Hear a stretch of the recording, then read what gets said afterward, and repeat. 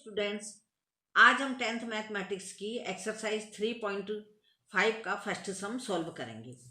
Which of the following pairs of linear equations has unique solution, no solution और infinitely many solution?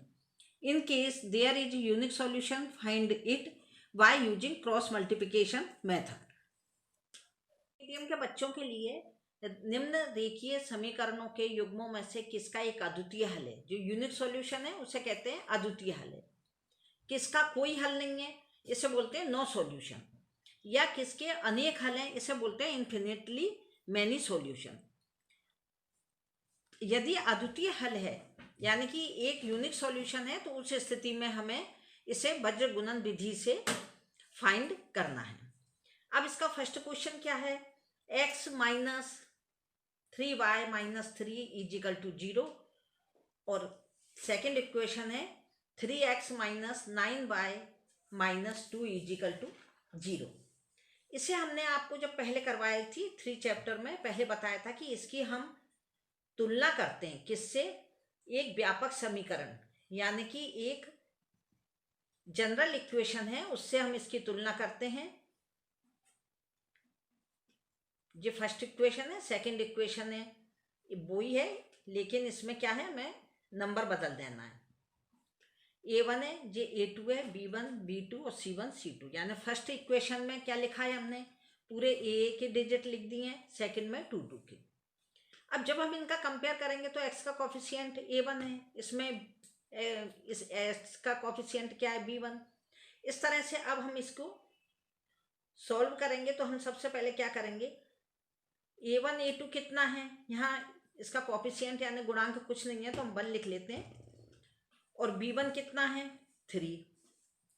फिर हम लिखेंगे a1 कितना है? 1 और a2 है 3। फिर b1 और b2 है जी, तो b1 और b2 कितना हो गया? -3 -9। c1 c2 कितना हो गया? -3 -2। ये हमने इसको कंपेयर करके रख लिया। अब हम इसको यह देखना है कि इसका एक अद्वितीय हल है या कोई भी हल नहीं है या अनेक हल है। तो सबसे पहले हमने आपको एक टेबल बताई थी, उसमें हमने आपको बताया था, पहले हम ये लिखना है 1/2 इजिकल टू, जो माइनस से माइनस कैंसिल हो गया, 1 3 1 जा 3 3 3 जा, तो ये भी हो गया 1/3। और यहाँ यदि हम माइनस से माइनस भी कैंसिल कर देते हैं तब भी ये क्या रहेगा? 3/2। तो 1/3 तो इक्वल हो गया 1/3 के, लेकिन ये क्या है? नॉट इक्वल टू 3/2, यानी कि ये इक्वल नहीं है। तो इसके लिए हमने आपको एक कंडीशन बताई थी, a/2 equal to b1/b2 not equal to c1/c2। इसके लिए हमने आपको 3.2 में एक टेबल यूज करना बताई थी। उसमें हमने आपको बताया था कि अनुपातों की तुलना इससे करने पर या कंपेयर द रेशियो, तो उसमें ये 3 हमने आपको बताई थी। अभी हम जो कर रहे हैं वो क्या है? a1/a2 इक्वल b1/b2 के नॉट इक्वल टू c1/c2 के। यदि ये इस तरह की है तो हमें क्या करना है? इसकी समांतर रेखाएं हैं, ये भी बिल्कुल इसी तरह का है, इसकी समांतर रेखाएं हैं, यानी कि इस समीकरण निकाय का कोई हल नहीं है, नो सॉल्यूशन। इसका जो हमने ग्राफ पे आपको ड्रॉ करके बताया था, तो हमने इस तरह की बताया था कि पैरेलल लाइन आती है, यानी कि ये इनकॉन्सिस्टेंट है और असंगत है। तो वही हम आपको दोबारा इसमें 3.5 में इसी तरह की टेबल को यूज करके आप देख लेना। आप यह टेबल अच्छी तरह से समझ लीजिए, इसकी वीडियो आपको आई बटन में मिल जाएगी। अब हमारा यह सम था, तो इसमें हम इसका आंसर में क्या लिखेंगे कि इस समीकरण निकाय का कोई हल नहीं है, अतः इस समीकरण निकाय का कोई हल नहीं है। ये हो गया हिंदी मीडियम वाले बच्चों के लिए लिखने के लिए। इंग्लिश मीडियम के वाले बच्चे लिखेंगे the equation has no solution. इसका कोई सॉल्यूशन नहीं है। ये क्या है? क्योंकि ये असंगत है, जो भी पैरेलल लाइन थी वो असंगत है। यहां पर हम लिख देंगे इट इज इनकॉन्सिस्टेंट, कॉन्सिस्टेंट। ये आंसर हो गया। ये इसका फर्स्ट सम कंप्लीट हो गया। 3.5 का फर्स्ट का थर्ड क्वेश्चन ही सॉल्व करवा रहे हैं, क्योंकि सेकंड क्वेश्चन मैं इस वीडियो की नेक्स्ट वीडियो में आपको सॉल्व करवाऊंगी। अभी मैंने फर्स्ट करवाया और थर्ड करवा रही हूँ। थर्ड क्वेश्चन में भी हमारा जो जनरल इक्वेशन है वो हम फिर यदि एग्जाम में आप लिखेंगे तो इसी तरह लिखेंगे ना, ax plus b x plus c equal to 0, ax plus b x plus c equal to 0, a1 a2 b1 b2 c1 c2।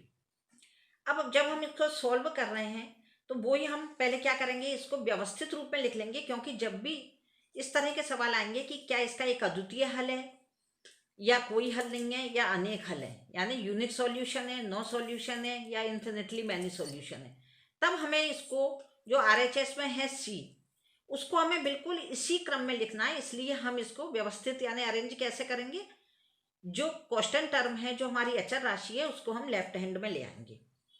3x minus 5y minus के 20 इजिकल टू 0। अब हो गया जे इस इक्वेशन के इक्वल। यहाँ आ गया 6x माइनस 10y और जे minus के हो गए 40 इजिकल टू 0। इक्वेशन फर्स्ट और इक्वेशन सेकंड। अब जब इसकी तुलना करेंगे तो हमें वही करना है।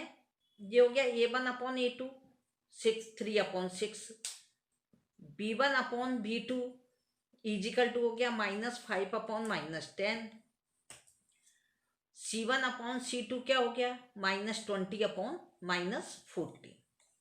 3 बन जा 3, 3 2 जा, माइनस से माइनस कैंसिल हो गया, 5 बन जा 5, 5 2 जा कैंसिल, माइनस से माइनस कैंसिल हो गया, 20 बन जा 20, 22 जा 40। अब इसको हमें किस तरह से करना है कि 1/2 इजिकल टू क्या हो गया 1/2 इजिकल टू 1/2। ये सब हो गया जी कौन सी कंडीशन पर है, जब हमने ये कंडीशन बताई थी a1 upon a2 equal to b1 upon b2 equal to c1 upon c2। जब ये इसके बिल्कुल इसी कंडीशन के है, तब भी हमने आपको पहले भी यही समझाया था, अब भी हम दोबारा से आपको इसी टेबल में फिर बता रहे हैं। a1 upon a2 b1 upon b2 c1 upon c2, ये क्या है संपाती रेखा है। इनकी रेखा हमने आपको बताई थी कि एक लाइन पर ओवरलैप करती है दूसरी लाइन, यानी एक लाइन के ऊपर दूसरी लाइन आ जाती है। तो इसके क्या होते हैं इन्फिनिटली मैनी सॉल्यूशन, अनेक अनंत हल होते हैं। ये कौन सी होती है कॉन्सिस्टेंट लाइन, यानी ये संगत समीकरण है। तो इसमें भी हमें क्या लिखना पड़ेगा कि इस समीकरण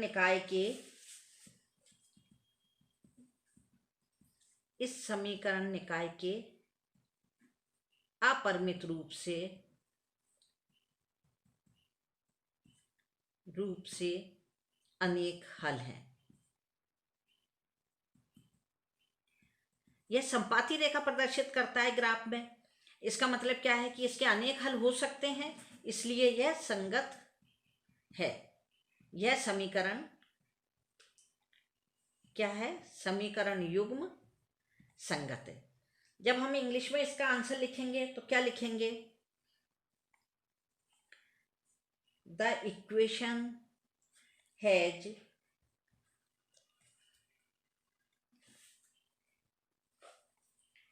infinitely